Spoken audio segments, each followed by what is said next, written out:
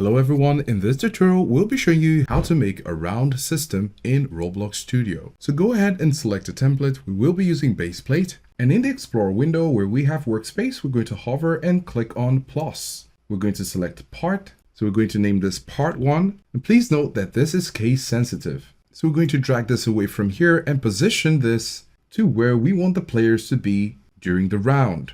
So that's for part 1, and we'll repeat the process for part 2. Which we'll be creating in a moment. So right now we have part 1. You can press Ctrl D on your keyboard and this will give you another part. Now we need to rename this to part 2. So because we duplicated it, you're going to see that you can drag it away from the first one. So now we have part 1 and part 2. So now we're going to select both part 1 and part 2, and we just make this selection by pressing on Ctrl for both of them and select it both. And then we're going to look at the properties area and we're looking at can collide. So we're going to unselect this, as this will prevent the players from standing on them. So whether it's part 1 or part 2, the can collide has been disabled. And now I'd like to create a remote event. Here in the Explorer window still, we're going to locate replicated storage. You have it right here. Click on the plus and then select remote event. We're going to rename the remote event to countdown event. This is also case sensitive, so please make sure you're getting it right. And then next we'll need to insert a server script. Still here in the Explorer window, we're going to search for server script service. As you can see it right here, we're going to press on the plus and then select script.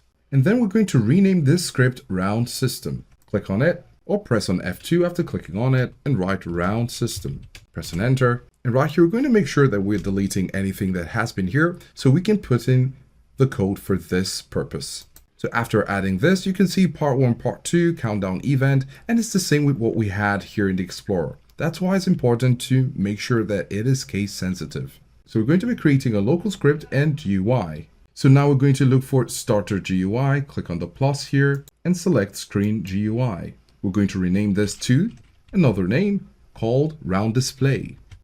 Press and enter. Then still under the round display, we're going to press on the plus icon there and select text label. We're going to rename this text label to countdown label. Press and enter to save it. Then we're going to go over to place at the top here because right now we have this label that we need to customize. So we're going to drag it over here and customize it as we wish. For example, we can see the background color 3 here. We're going to change it to another color. Press on OK. Then we're going to change the text scaled by checking the box, and you can see it looks better.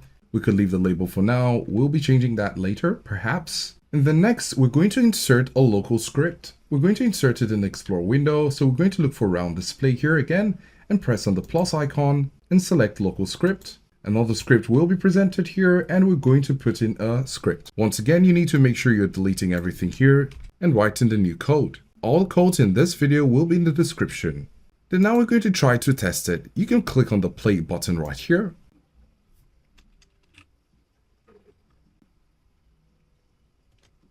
Now you might have noticed that it's pretty fast and we might need to make some adjustments. So we're going to modify the server script. So locate the server script. So here we have the server script service and we have the round system. Double clicking on it to take us to the code.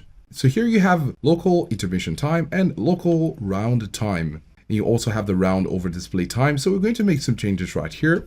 So we're going to change the intermission time to 30 seconds and change the round time to 10 seconds. Click on play, and this is how our code works. If you found this video helpful, do give us a like and subscribe for more videos, and thanks for watching.